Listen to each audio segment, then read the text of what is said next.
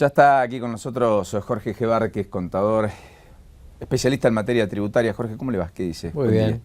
Buenos días. Bueno, es más complejo el mínimo no imponible per se del impuesto a las ganancias o la famosa tablita que rige y por la cual tributan el máximo casi la mayoría de los que están incluidos. Bueno, es una suma de complejidades, ¿no es cierto? Es decir, el problema que hay actualmente es que yo diría habría que dividirlo en tres porciones. La primera es que a finales del 2011, luego de el triunfo de la presidenta en las elecciones de octubre de aquel año, se estableció por ley la posibilidad de delegar en el Poder Ejecutivo, en este caso obviamente la presidenta, actualizar lo que se llama en la calle el mínimo no imponible del impuesto a las ganancias. Antes de eso debía ser obligatoriamente por ley. Este es un tema fundamental en el cual, disculpen la expresión, pero creo que los representantes en el Congreso han abandonado a la población, porque en materia de delegación legislativa, la delegación en materia tributaria está prohibida, expresamente por el artículo 76 de la Constitución Nacional. O sea, lo que está ocurriendo hoy es inconstitucional. En mi juicio, sí. A partir de ahí, y por motivaciones claramente políticas, cada vez que se acerca una elección suele aumentarse el llamado mínimo no imponible. Si uno compara las cifras de hoy y con las que regían en el año 2000, para hacer una comparación medianamente homogénea en dólares o en pesos dólares de aquella época, digamos que el mínimo más bajo, el que para los empleados de hasta 15.000 pesos abonan el impuesto, es más o menos comparable con el que regía en el 2000. Pero como usted decía, la segunda parte del problema es la escala de alícuotas que no se actualiza desde el año 2000 justamente. Observemos que hace 14 años quienes pagaban la tasa máxima, o sea 35%, eran quienes superaban 120.000 pesos o dólares de aquella época de ganancia neta imponible. Por año. Por año. O sea, 10.000 pesos dólares por mes. Por mes. Con lo cual, allí había que realmente tener un sueldo importante para pasar a estar grabado. Sería un sueldo equivalente, sí, a 100.000 pesos por mes brutos y un neto de 80.000, 83.000, si se hubiera trasladado, digamos, las cifras de aquella época a hoy. Cosa que no es así, y como usted correctamente decía, ni bien pasamos los umbrales de los mínimos actuales, la escala sube tan violentamente, del 9 al 35%, que prácticamente lo ha convertido en un tributo a tasa única del 35%. Claro. ¿Cuántos pagan hoy impuesto a las ganancias en Argentina? Personas físicas, ¿se sabe? No hay una información precisa, pero yo diría que más o menos debería ser 1 millón de personas. ¿Y cuánto era hace 15 años? Y yo diría que la tercera parte. 300.000. Sí. O sea que, digamos, como ha sucedido en tantas otras cuestiones, el no modificar alícuotas, por ejemplo, bienes personales, al no ser corregido, lo pagaban 500.000 personas y lo pagan más de 1.500.000. Sí. Todo aquel que tiene un patrimonio por encima de 305.000 pesos termina pagando. Exactamente. Con el impuesto a la ganancia pasó lo mismo sobre los salarios. Antes lo pagaba un tercio de los que lo están pagando hoy, que son prácticamente 1 millón de trabajadores, digamos, porque no hay que perder de vista esto. Sí, sí, por que supuesto. Es un impuesto sobre la riqueza que uno genera, digamos. Exactamente. Entonces, digamos, debería ser por ley, como la oposición quiere, y quizás con algún tipo de ajuste automático en virtud del contexto inflacionario, al estilo de los jubilados, digamos. Tal cual, debería tener un ajuste automático como lo tuvo hasta el año 1992, en el cual, por virtud, digamos, de la ley de convertibilidad, todo el mecanismo de actualización que existía en el impuesto a las ganancias quedó congelado. O sea, no eliminado totalmente, podría ser reabierto automáticamente si una ley así lo previera. Pero, digamos, hasta aquel año, efectivamente el Congreso había autorizado a la AFIP a que, tomando la variación del índice de precios mayoristas, se actualizaran todos los importes sujetos a dicha actualización en el impuesto. Otra de las cuestiones que mucho revuelo causa en las empresas es que no se permita el ajuste por inflación en balances, porque en general termina repercutiendo en que uno pague impuesto a las ganancias de lo que no ganó. En muchas pequeñas y medianas empresas es muy visible además, digamos. Totalmente. Ese es el otro aspecto de una reforma integral, yo creo, o más importante en términos tributarios, más general, digamos, ¿no? Totalmente de acuerdo, pero reitero, Todos los mecanismos de actualización de impuesto a las ganancias no están derogados, están suspendidos desde hace 22 años por una ley, la 24.073, o sea que solo bastaría que el Congreso desbloqueara la actualización. O sea, derogue esa ley que bloqueó o congeló. Para que aquello. reapareciera automáticamente la posibilidad de ajustar los balances impositivos de las empresas por inflación. Lo cual alivianaría al sector privado, perjudicaría al sector público en términos fiscales. La respuesta que es relativo, ¿no? La respuesta es sí y no, digamos, porque una cosa, digamos, si nosotros pensamos que las empresas son generadores de riqueza y el impuesto que se le cobra es el tributo justo, habrá más riqueza generada y después, subsecuentemente, mayor impuesto a recaudar. Este es el argumento del gobierno cuando otorga planes sociales. La oposición en una parte le dice está gastando y aumentando el gasto y los desequilibrios financieros y dice no porque parte me vuelve, porque consume más, consume alimentos, me vuelven IVA, etcétera, etcétera. Puede ser. Lo que pasa es que yo discrepo en el siguiente sentido. Yo creo que un motor fundamental en el crecimiento económico es la economía de las empresas. No la del subsidio. Exactamente. ¿Cree que hay pocas empresas para la dinámica del país, de un Estado que se agigantó, que tiene más presencia, ostensible mayor presencia en muchos ámbitos, que era reclamada por muchos sectores, quizás no en la manera y la magnitud y en la eficiencia en particular de este Estado? Yo creo que debería haber muchas más empresas y no las hay justamente porque el riesgo empresario es cada vez más alto, ¿no es cierto? Al haber una intervención del Estado en la mayoría de los negocios, que a mi juicio no debería existir, salvo para las cosas que un Estado debe ocuparse, ¿no es cierto? Que haya cuidado ambiental, que se paguen correctamente los salarios y las cargas sociales, poder de policía, etcétera. Yo creo que está el intervencionismo, ¿no es cierto? Es decir, si me viene a consultar un inversor extranjero, yo le tengo que decir, mire, cuando usted tenga que repatriar sus utilidades va a ser muy difícil. O no puede. O no lo podrá hacer por disposiciones legales. Bueno, ya de por sí cuando tiene que traer los dólares para comprar un predio, si pasa por el Banco Central vale 8 y si pasa por el paralelo vale 10,70. Tal cual. Sí, sí, esa es una vieja historia argentina, pero habría que tratar de pensar en eliminarlo y liberar el... ¿Usted cree que se puede eliminar el cepo? No en estos momentos, porque comparto otras opiniones en el sentido de que ante la falta de confianza, eliminar el cepo hoy significaría una corrida cambiaria. Yo creo que pensando a mediano plazo, 1 año y medio, 2, creo que las variables deben liberarse en la medida que el gobierno que sea electo haga volver la confianza. Yo creo que vamos a tener un problema adicional ahí, que va a ser que el aluvión probable, ¿no?, de inversiones va a hacer que el peso se revalorice y consecuentemente, bueno, el dólar valga un poco menos. Ese proceso lo vivió Argentina en su historia económica. Usted casi diría, como sigo, pero lo saco de esto, el que apuesta al dólar quizás pierda.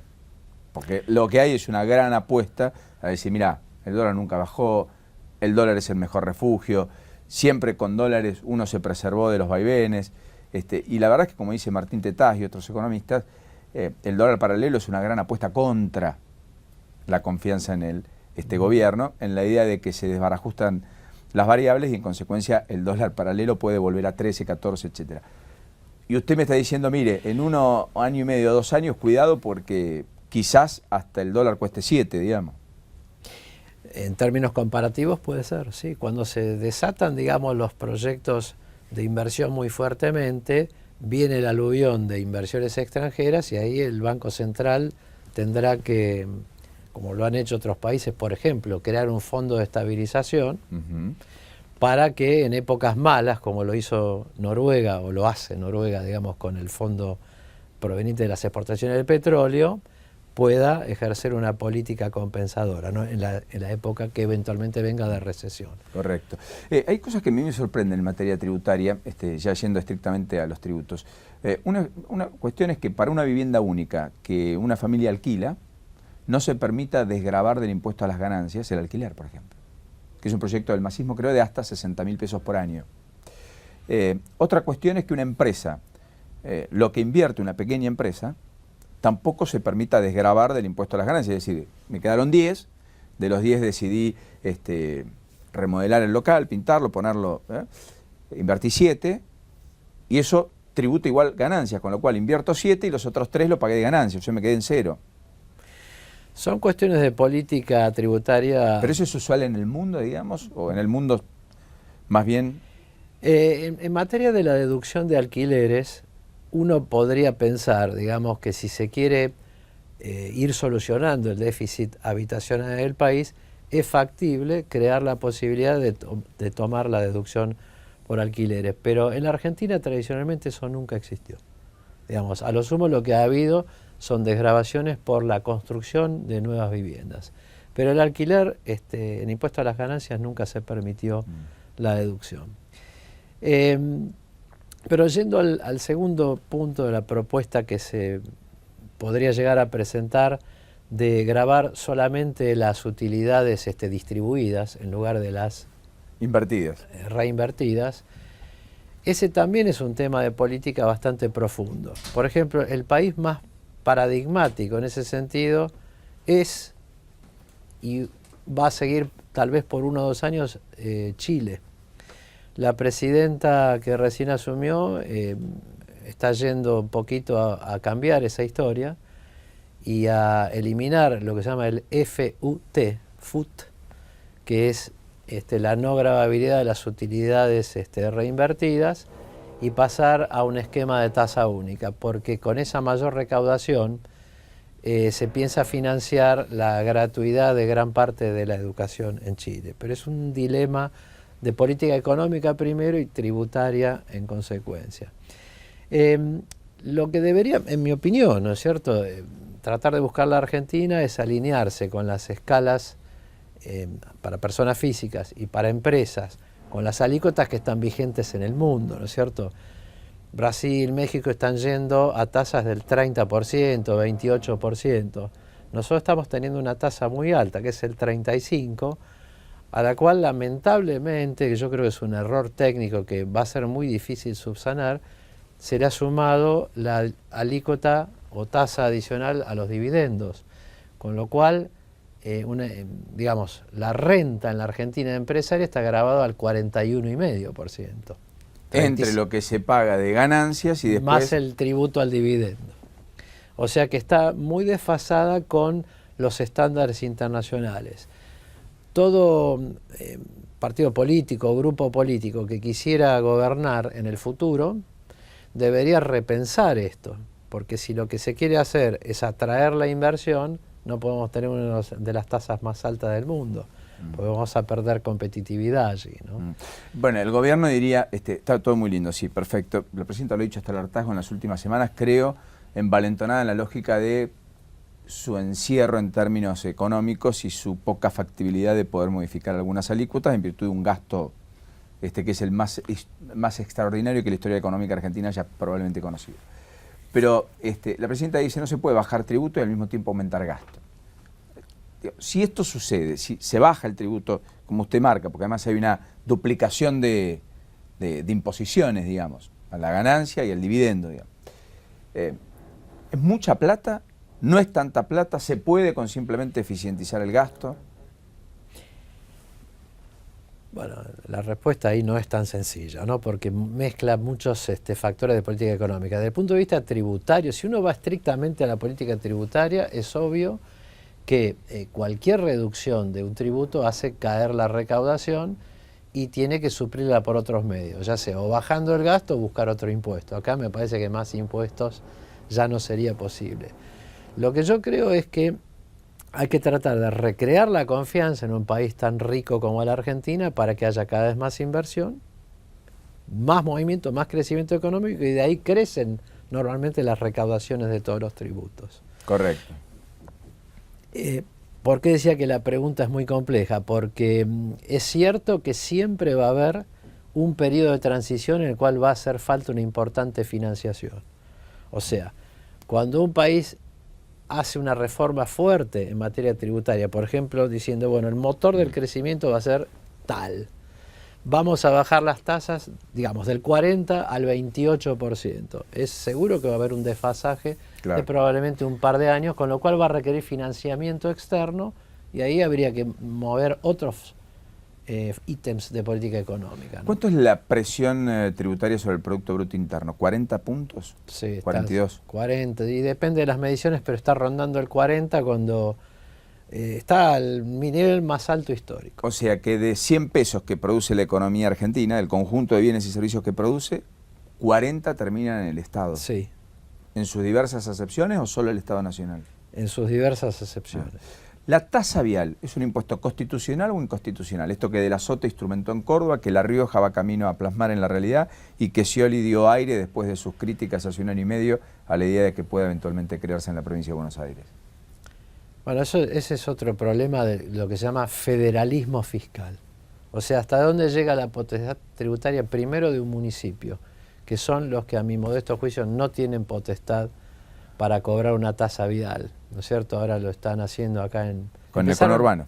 Empezaron en otras provincias, pero en el conurbano algunos municipios lo están haciendo, porque tasa, ¿qué significa? Que yo pago, por ejemplo, alumbrado, barrido y limpieza, para que como contraprestación recibir alumbrado, barrido y limpieza. Un servicio, correcto. Acá se dice, usted pague una tasa vial sobre el precio de la nafta porque nosotros vamos a reconstruir las calles, cosa que no se cumple. Al no cumplirse esa contraprestación, esa tasa es claramente y así ilegal. se cumplía, si fuese para un fondo específico que solo pueda ser derivado a... Bueno, el impuesto al gasoil tiene una derivación directa y tampoco se cumple. Pero quiero decir, ¿así se cumple? ¿Es constitucional? ¿Es válido? En esta lógica de un tributo para una contraprestación. Bueno, cada vez que hay que analizar una tasa municipal, hay que analizar primero la constitución provincial, a ver hasta dónde puede alcanzar ese poder tributario municipal. En principio yo diría que el tributo, digamos, por ejemplo a la nafta, lo tendría que cobrar una provincia, ¿no es cierto? No las municipalidades. Pero la provincia no lo puede hacer por prohibición de la ley de coparticipación porque ya está recibiendo coparticipación del IVA, que grava el consumo. Entonces, una provincia no puede establecer un impuesto similar al que ya se cobra a nivel nacional. O sea que lo que está haciendo Córdoba sería inconstitucional para usted. Tanto la provincia como el municipio, según la ley de coparticipación, no tienen potestad tributaria hoy. Hoy, sobre No esas tienen. materias, digamos. Sobre esas materias no la tienen, no. Jorge, lo último, ¿usted aspira a ver pronto una reforma integral tributaria o cree que vamos a seguir discutiendo parches, estas cuestiones, decretos, reglamentaciones y demás? Si en el año, digamos, finales del 2015, 2016, tuviéramos un gobierno con un pensamiento abierto al mundo, a las inversiones, en general debe ser acompañado por una reforma tributaria. Jorge, gracias. Por Muy favor. gentil y muy amable.